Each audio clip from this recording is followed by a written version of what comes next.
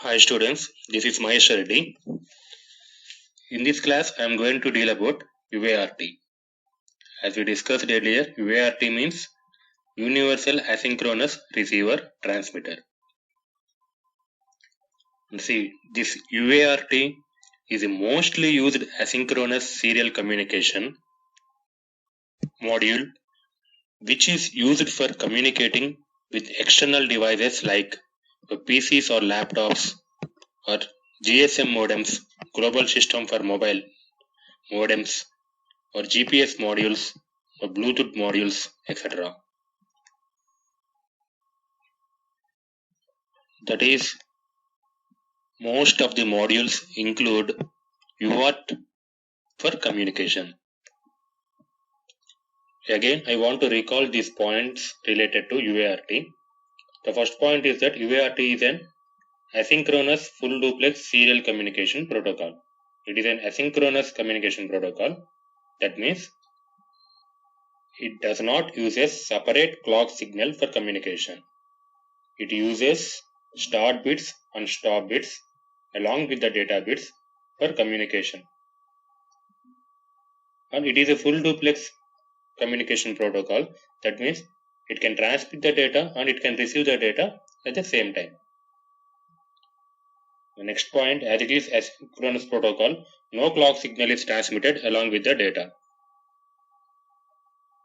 And as you are transmitting start bits and stop bits along with the data speed is low compared to synchronous protocols.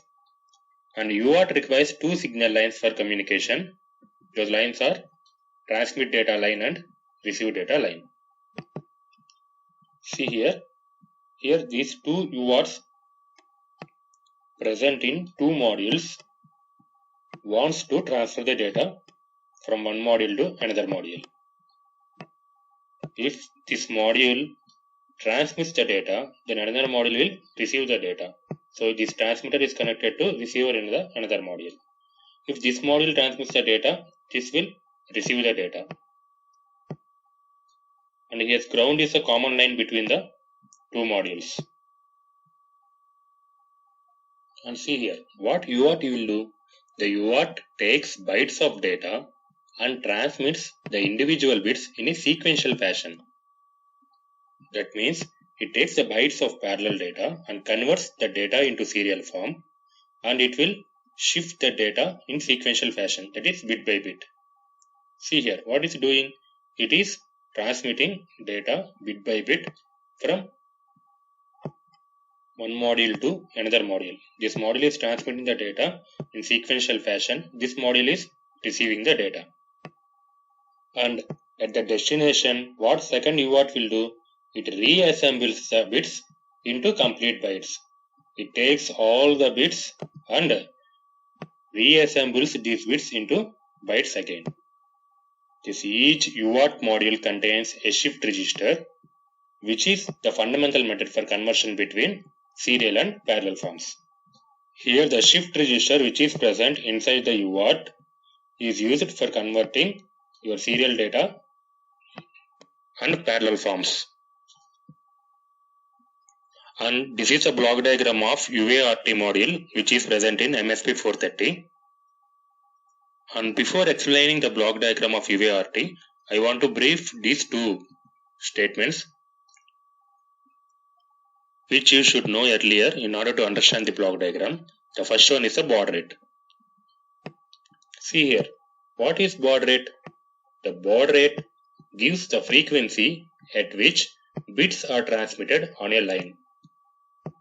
See here, if you are transmitting data from one module to another module, the frequency at which you are transmitting your data, that is, you are transmitting your bits on a line, is called as a baud rate, that is bits per second. That is how many bits you are transmitting in 1 second from transmitter module to receiver module.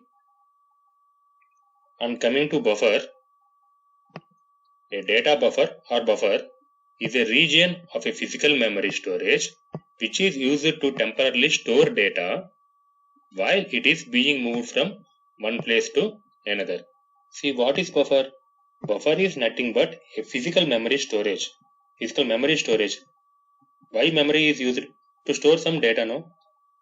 Buffers are used to temporarily store some data before it is moved from one place to another. Simple. Before moving the data, what you will do? You will store the data in some location. It is called as a buffer. And coming to block diagram of UART, see here, this is a block diagram of UART.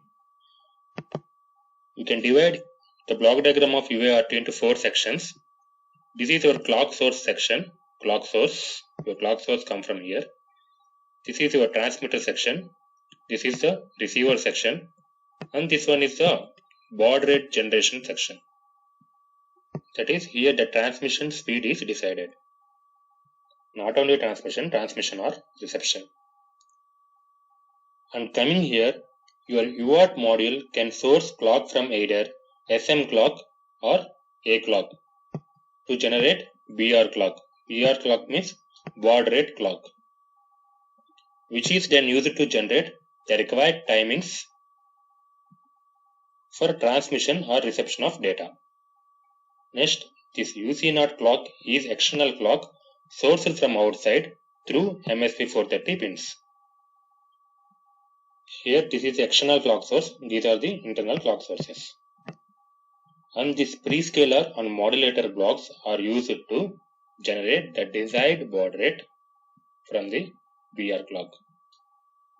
These are used to trim your input clock frequency so as to obtain the desired baud rate for transmission and reception.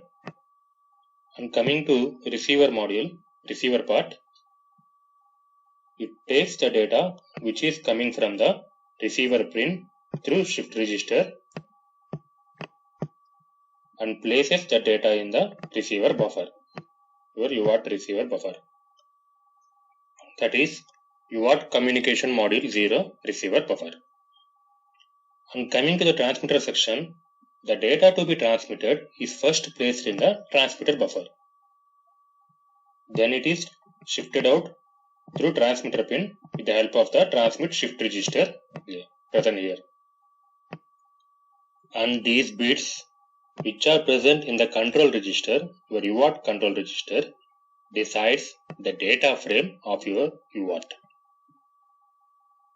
These bits shows you are transmitting or receiving data frame format. See here. Here UC7 bit. Here UC7 bit indicates the character length that is to be transmitted or received. That is, whether you are transmitting 8-bit data or 7-bit data. In UART, you can transmit 8-bit data or 7-bit data, but mostly 8-bit data is only transmitted, 7-bit data is not transmitted because all the ASCII equivalents are 8-bit. So here we select 8-bit data transmission by setting this UC7 bit to 0. And this UC MSB bit is used for deciding whether to transmit the MSB bit first or LSB bit first. That is, to transmit most significant bit first or least significant bit first. If UC MSB is set to 1, the MSB is transmitted first. If it is set to 0, the LSB is transmitted first. And here the UCPAR indicates the UART communication parity select bit. Here you can select even parity or odd parity for communication. If this bit is set as 0, then odd parity is selected. If it is set as 1, then even parity is selected. Then next UCPEN, parity enable. For parity selection, you should enable this bit. If this bit is set as 1, then it enables the parity or it disables the parity. If parity enable bit is set as 1, then only you can select the parity, that is even parity or odd parity. And lastly here UCSS-ELX. UCSS-ELX means UART communication, S means clock source selection. With the help of UART communication clock source selection bits, you can select any one of the clock source. And this is about the block diagram of UART, a small description about the block diagram. And coming to UART features, as I said, your UART character length may be 7 or 8 bit data with odd parity or even parity or without any parity. You can disable your parity if you are not required to transmit any parity bit. And the second feature is that it is having two independent transmit and receive shift registers. It is having transmitter shift register and it is also having receive shift register independently. And it is also having separate transmit and receive buffer registers which are used to store the data to be transmitted or data which is received. And there is also option for selecting LSB first or MSB first for data transmission or reception. The next important feature is that receiver start edge detection. See here, on detection of first data bit on the receiver pin, it will automatically wake up the UART module from low power modes. That is, if you set low power mode for power saving, the UART will be in the idle state or sleep mode until it receives the data. Upon receiving the data, it will wake up from the low power modes. It also supports programmable baud rate, that is bits per second, transmission speed with modulation for fractional baud rate support. And it is having some status flags for error detection and suppression of errors. It will detect various errors like framing error or break error or parity error, overrun error, etc. And it is also having status flags for address detection in multiprocessor mode. And it is also having independent interrupt capability for receive and transmitter. That is, it can generate interrupt when receiver buffer is full or transmitter buffer is full. And see here, this one shows the format of data for asynchronous transmission. Here you can see the data format. The data are sent in short frames and each frame contains, what each frame contains here? One low start bit, here start bit is low, one low start bit and 8 data bits, usually LSB first. 8 data bits, usually LSB first. See here, as I said, your character length may be 7 bit or 8 bit. Here D0 to D6 indicates 7 bit length. D0 to D7 indicates 8 bit. 0 to 7, total 8 bits. Mostly 8 bits are only used for transmission. Next, an address bit. Next, an even or odd or no parity bit. You can use a parity bit or you cannot use. That is, you can enable the parity or you can disable the parity. Next, 1 or 2 high stop bits. This shows your character format. And see here, the start bit signals the receiver that a new character is coming. The next bits represent the character. If a parity bit is used, it would be placed after all the data bits. And the next 1 or 2 bits are always marked as 1, that is logic 1, and are called the stop bits.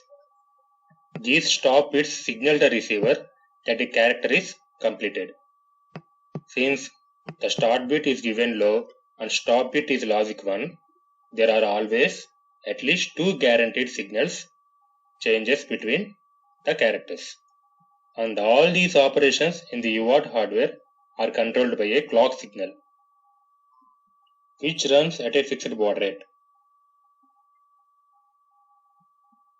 And here we will learn how to set a baud rate.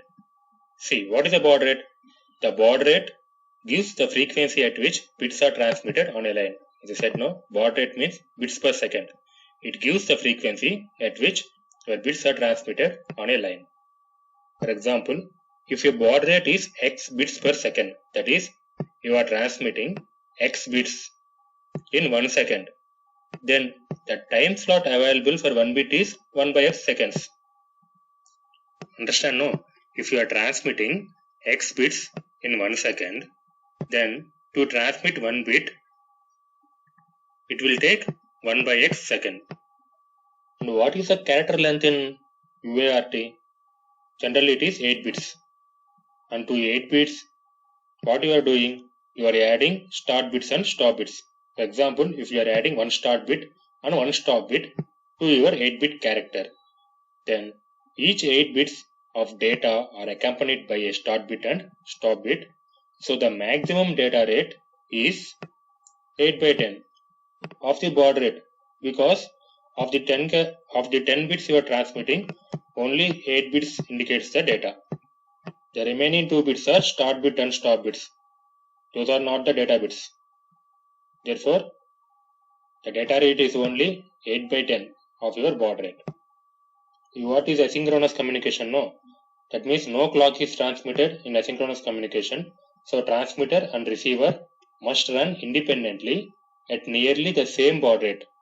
That is, for secured transmission, the transmitter clock and the receiver clock should run at the same baud rate. Then only the data is received correctly by the receiver. If baud rate does not match, means the data may be lost. So, for a given BR clock source, baud rate clock source, the baud rate is used, which determines the required division factor n. Here, the division factor n decides the baud rate to be fixed at the transmitter and receiver for proper communication between the transmitter and receiver.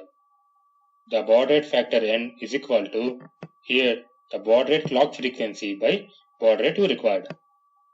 If transmitter and receiver are operating at the baud rate of 9600, that means 9600 bits per second, then here baud rate is equal to 9600. Here your baud rate clock may be 1 MHz or something,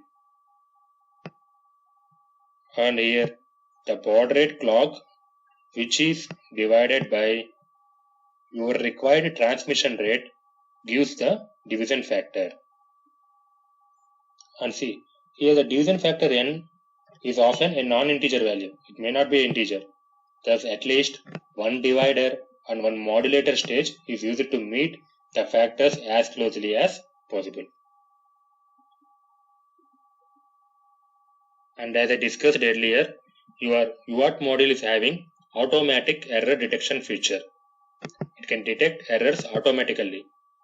Your UART module, USCI module, can automatically detect framing errors, parity errors, overrun errors, and break conditions when receiving characters. And these are the flags or bits which are affected when there is an error. UCFE, this indicates a framing error flag, and this is the parity error indication flag. This is the overrun error indication flag, and this is the break indication flag. When any one of these error flag is set, then automatically UC receiver error flag is also set. That means there is some error in the received data.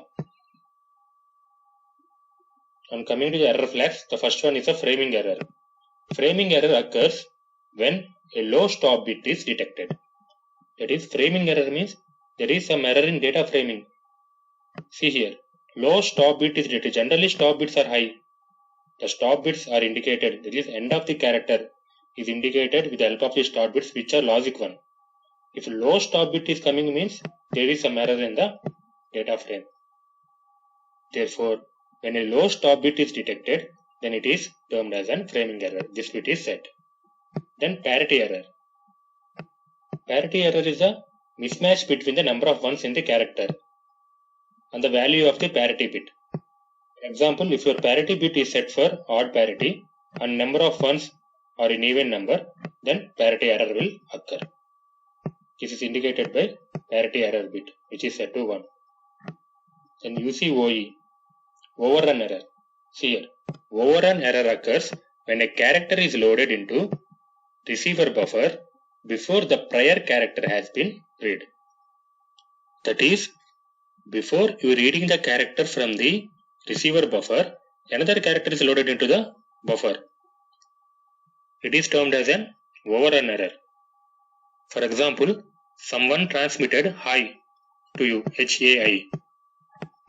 Before reading H, A is loaded into receiver buffer. Then what happens? Here H is missing, no? You will receive hi as AI, not HAI. This results in overrun error. Next, last one, break condition. When you are not using automatic baud rate detection, then a break is detected when all the bits, that means all the data bits, parity bit and stop bits are low. You are getting all the bits as low, that is indicated as a break. Then this break flag is affected and is set to 1. That is, there is a break between the character to character transmission. And lastly, this one, say UART control register. Your UART control register is a 8-bit register which is used to control the operations of your UART. See here bit 0 or the first bit is a UART synchronization bit. Here it says you can also use UART in synchronous mode for short distance communication, but mostly it is used in asynchronous mode only. If it is set as 0, UART is used in asynchronous mode. By defaultly 0 is there and it will operate by defaultly in the asynchronous mode only. And the next 2 bits, here 1 and 2, indicates the your UART USEI mode. If it is 00, then UART mode, a single module to module communication mode. And you can also use your UART in multiprocessor mode. These two 01 and 10 indicates your multiprocessor mode. And listen here, your UART features a multiprocessor mode which allows the UART to remain idle when it is not addressed. That is, generally in multiprocessor mode, the UART will communicate with multiple modules which are addressed with the help of different addresses. And what happens? Your UART module will remain idle when it is not addressed. This is why these modes are indicated as idle line multiprocessor mode or address bit multiprocessor modes. And if your mode bits are set as 1 and 1, then UART mode with automatic baud rate detection is selected. In this mode, your UART will automatically detect the baud rate. And the bit 3, UC SPB, stop bit selection. Here, this bit selects the number of start bits in data frame. If it is set as 0, then 1 stop bit is used. If it is set as 1, then 2 stop bits are used in the data frame. And this UC 7-bit indicates the character length, where character length may be 8-bit data or 7-bit data, we discussed earlier. If it is set as 0, then 8-bit data length is used. If it is set as 1, then 7-bit data length is used. Next, the bit 5 is UC MSB, most significant first select. Here you can select whether LSB is transmitted first or MSB is to be transmitted first. If this bit is set as 0, then LSB is transmitted first. If it is set as 1, MSB is transmitted first. By default, it is set to be 0, therefore LSB is transmitted first. And bit 6 is the UART parity selection bit. This bit is used for selecting even parity or odd parity. If it is set to 0, then odd parity is selected and 1 even parity is selected. The last bit, bit 7, is the parity enable bit. You can enable or disable your parity with the help of UC PN bit. If it is 0, it disables the parity. If it is 1, it enables the parity. And this is about your UART control register. And about the UART module, which is present in MSP 430. I hope that you understand. Thank you.